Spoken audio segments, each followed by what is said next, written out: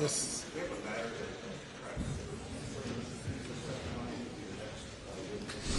That would need to be heard outside the jury's presence. Okay. Yes, sir. Please report. This is something new that has come up, Your Honor.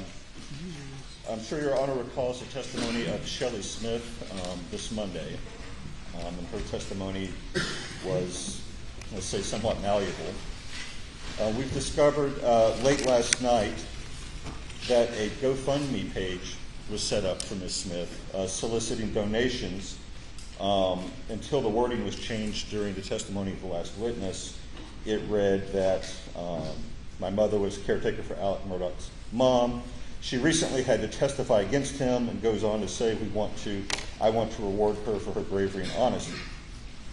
The very first donation made on this GoFundMe page, which was made shortly after it first went up last night, was made by attorney Mark Tinsley, who paid her $1,000, presumably following the description of this in consideration of her testimony. And Your Honor, I have, if you want, printouts of the screenshot showing that. Shortly after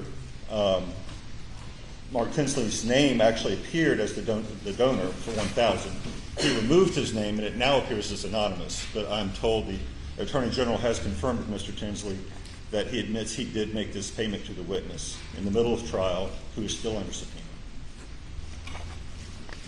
And therefore? Your Honor, and therefore, the defense would move to exclude his testimony. And On what basis?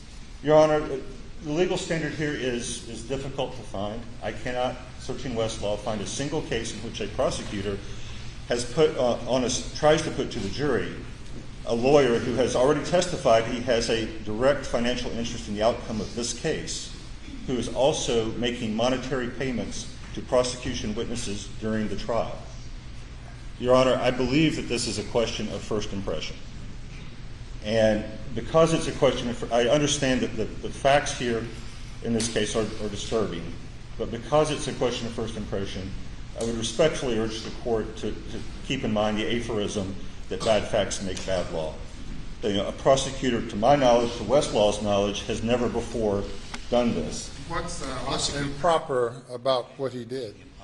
About what Mr. Tinsley did? Yes. He made a financial payment to a witness in the middle of a trial that he has a financial interest in the outcome of. He has testified. Who is under subpoena. She's still under subpoena.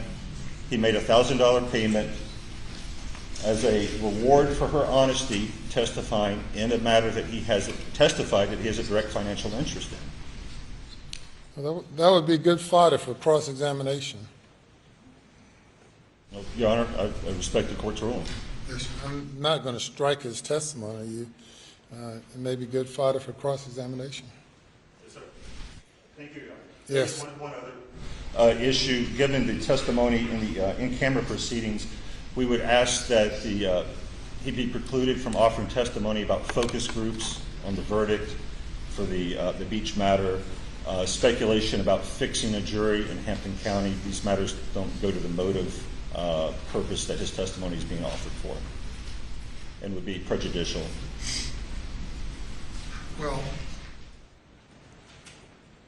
I'm loath to attempt to screen testimony in advance. Lawyers ask questions, lawyers object, and judges rule. So you've sounded a warning to the state that you object to that testimony, and if such a question is asked and an objection is made, then I will rule on the objection. Yes, Your Honor. Anything else? From the state, Your Honor. Ranger?